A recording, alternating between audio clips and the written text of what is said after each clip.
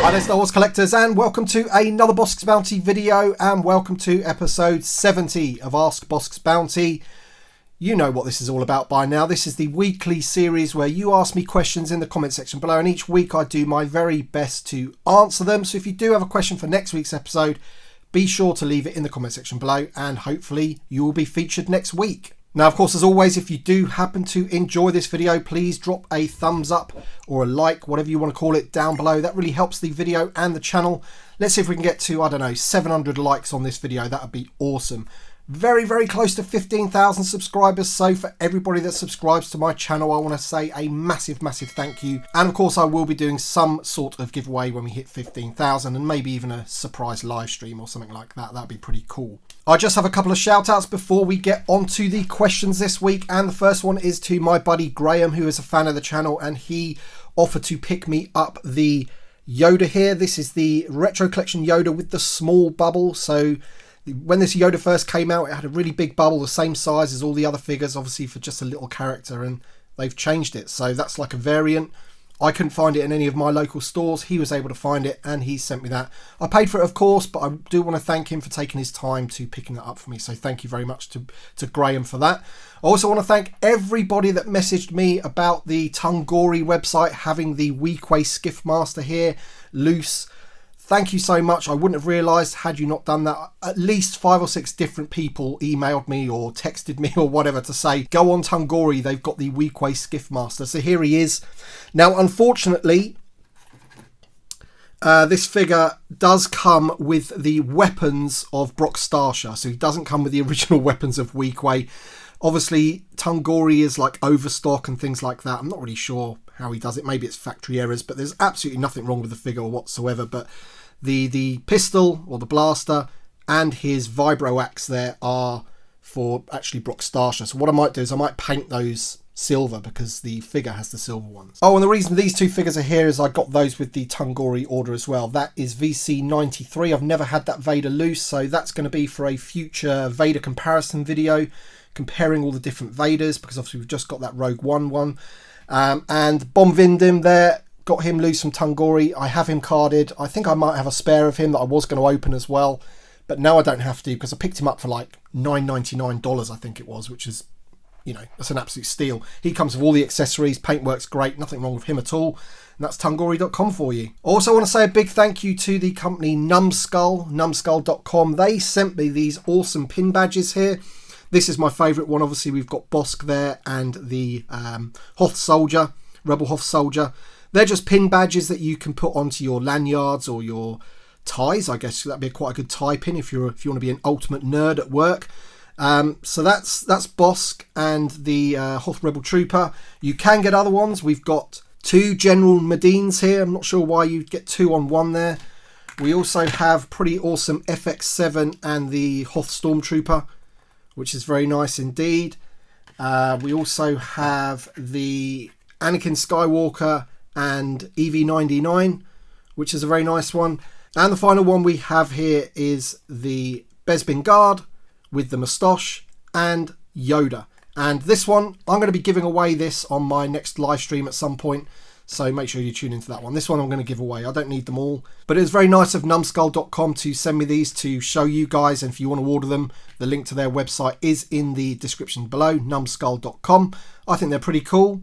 They're just like your vintage little figures, but little pin badges, so that's pretty awesome. And with all that being said, let's get on to the first question of the week. Kurt Fritz says, once the 96 are finally completed, what figures would you like to see brought into the vintage collection next? There are so many figures that came out within the legacy collection, like Efant Mon, Dal Al Gargan, etc., that I would love to see on their proper movie card backs.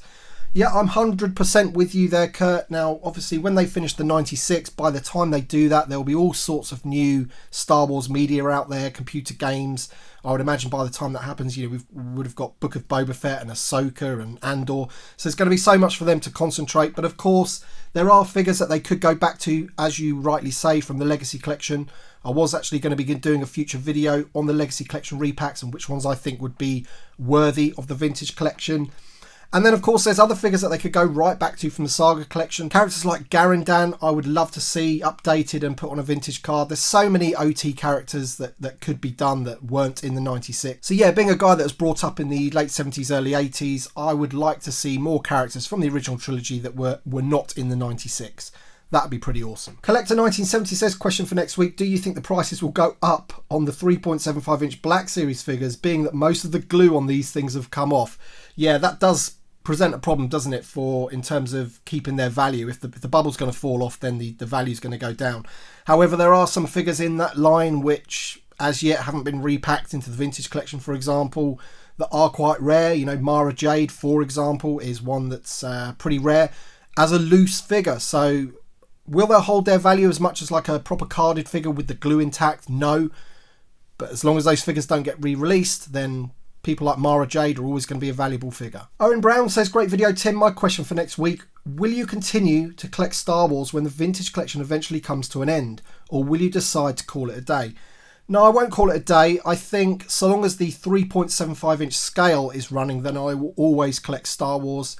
I collect them loose as well as carded. Now, of course, everybody knows I love the card back. I was brought up on the card back, and it means a lot to me, the card back.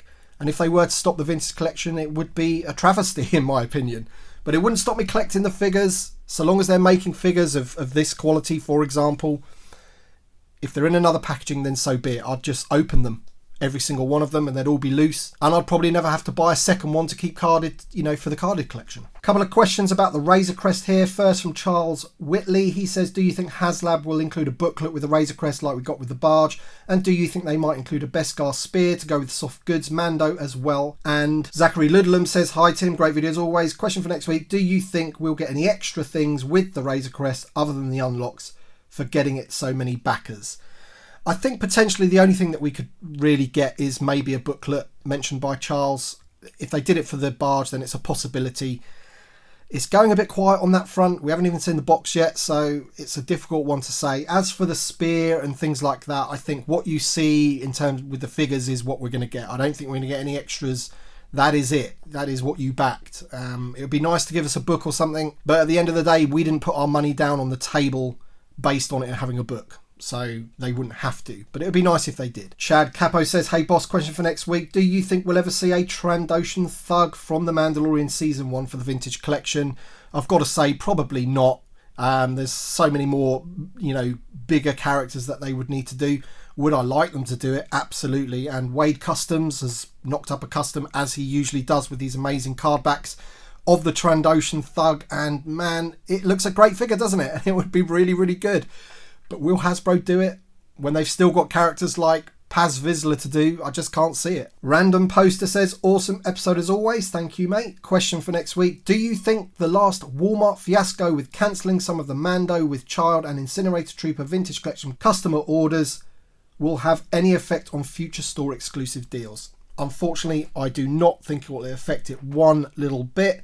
You've got to remember that Hasbro relies on the big box stores like Walmart and Target placing orders, and they don't just rely on them for Star Wars figures, do they? They also stock a load of other stuff, like not just action figures. You've got board games and baby toys and all that kind of stuff. Hasbro make a lot of stuff, and these big box retailers order a lot of stuff. So unfortunately, I just can't see it ever going away. Alicio Bazan says, hey, great video. Question for next week. Do you think Hasbro will make a General Grievous figure, but with a new mould and peg holes so the figure can stand without any issues? We're going to be coming on to another question about peg holes straight after this one, actually. But in terms of General Grievous, I can't see them doing a new mould. They'll probably just repack the same figure. We have seen some slight updates on the figures, so possibly they could put peg holes on his feet to help with him standing him up, but I can't see them updating the mould particularly. And as for peg holes, Pangea Writer says, is there any way to safely increase the depths of shallow peg holes? So man, peg holes are really bad at the moment. Like even the new Vader, they're just not deep enough to stand on these types of pegs. I did think that it was perhaps figures that have got rocker ankles, and we're like kind of sacrificing the fact that they've got rocker ankles because it makes the feet shallower. But this guy has not got rocker ankles, and his peg holes are not deep enough. So I really do not know what to say about that. I am not the person to advise on how you would do that. I would imagine you could use a drill, but you know, I'm rubbish at things like that, so I wouldn't even attempt to do it. I just have them sort of balancing there without a stand, basically, or you try and jam them on a stand somehow. But you know, I'm not the right person to ask about how to safely increase the depth of the peg holes. But man, it's something that Hasbro really needs to take notice of. I mean, I don't think even Black Series figures have peg holes, do they? So I guess we're lucky in that the 3 3/4 does. But man, a lot of them just aren't deep enough, and it's more and more on the newer figures I'm finding. So let me know in the comments if you're the same, if you feel the same. If it's the newer figures especially. I know it's been something that's historically happened with the occasional figure, but for me, a lot of the newer figures just don't have deep enough peg holes. Ken M says, hi Bossk, question for next week. Do you predict we'll get a vintage collection Count Dooku this year, or will we be waiting a bit longer? Also, what is your most wanted figure currently? Okay, so the first question, Count Dooku. I mean, obviously I can't predict the future, but I would say by looking at what's due to come out this year and the rumours and everything, I highly doubt that it is this year. You never know. After I've said that, they'll announce that it's coming this year. But as far as I'm aware, I don't think that figure's coming, and it's a bit of a weird one, isn't it, Count Dooku? It's one of these villains in the vintage collection that we're missing. As for the most wanted figure currently, I just put out that video about the top 25, so check that out. That was voted by the fans. But in terms of myself, what I would want, it's very difficult to pin it down to one. There's so many that I want, but there's a few that I really, really want, like Bib Fortuna, Squid Head, Hammerhead. But then from the new media, of course, I want Bo-Katan and Ahsoka from The Mandalorian. I want all those as well. The new Boba Fett, of course I do. So it's very, very difficult to pick one, I'm sorry. Kyle Columbe says, hey Bossk, question for next week. With retailers getting more Captain Rex figures in, do you think the figure will be updated, or is it too soon? Well, it certainly won't be updated with the one that they're re-getting in. That'll just be the one that we got recently in the Clone Wars card back. Obviously, they've said that they'll never use that figure again. They haven't promised that they're going to make a new Captain Rex anytime soon. I hope that they've realised that they've made a really bad mistake putting that figure out again, and they're busy creating a new Captain Rex for us. But if they are, it won't be around for another 12 months at least, I would think. Aped3 or Aped3, question for next week. Do you drink US coffee? And top 3 action figures missing from episode 4. Do I drink coffee? I don't drink any sort of hot drinks as it goes. I'm more of a cold drink person. Yeah, I'm not into coffee or tea. Top 3 action figures missing from episode 4. Well, I just mentioned one of them in Hammerhead. I'd also say that obviously the Tonica sisters are missing. There's loads from episode 4, mate. We could go on all day listing those, to be honest. Salvador Mendez says, hi, thanks for the interesting videos. Thank you, Salvador, my pleasure. Do you think we are going to see an Empress Rey Palpatine 3.75-inch action figure soon? I'm not sure about soon. I kind of think that maybe they're going to be looking at the Black Series one and how well that sells as an indication of whether they should make it in 3.75.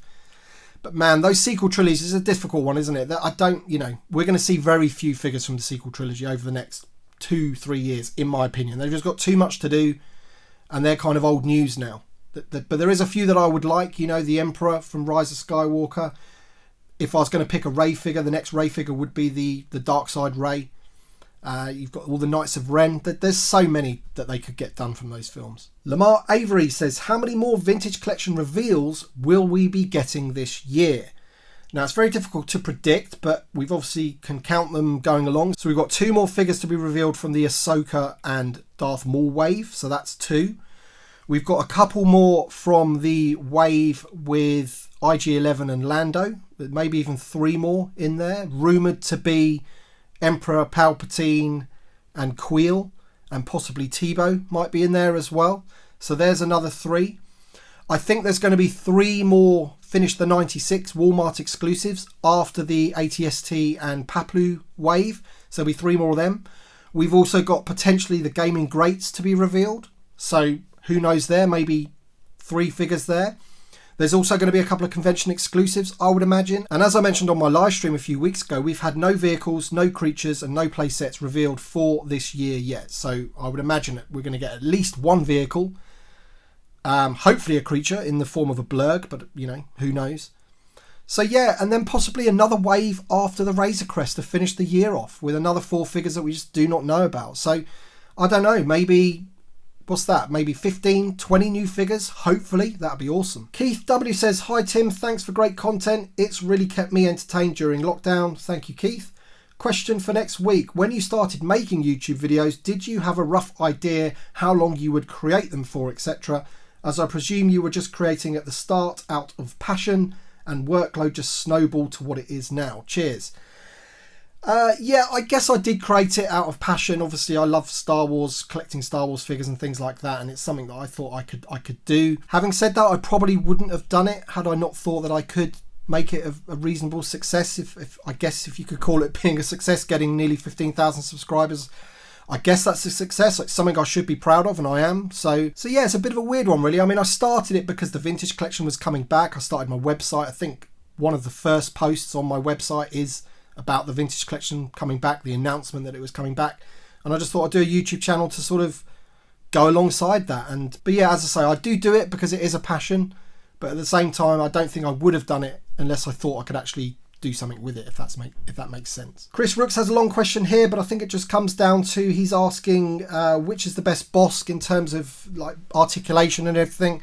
And I've mentioned him before. It's this one that I feature in all of my videos. I think he does know that he was in the Vintage Collection 3-pack and also in the Vintage Saga collection, but he's asking if there's any other ways that you can get him. He was also released in the Saga Legends line, like the blue and orange card, and that used to be the cheaper way of getting this figure. But I think even that one is now, you know, $30-something. So I still think possibly the cheapest way to get this figure is the Vintage Saga Collection card. And I would say around £30, $30 is about the right price. But yeah, it's a great figure. And could they really sort of top it? I'm not really sure if they could. He's really, really good. All right then, guys, that's it for this week. Thank you very much for watching as usual. Drop a like down below if you have enjoyed the video and continue to watch the videos. I do appreciate it. Thank you so much. And we shall see you on the next one.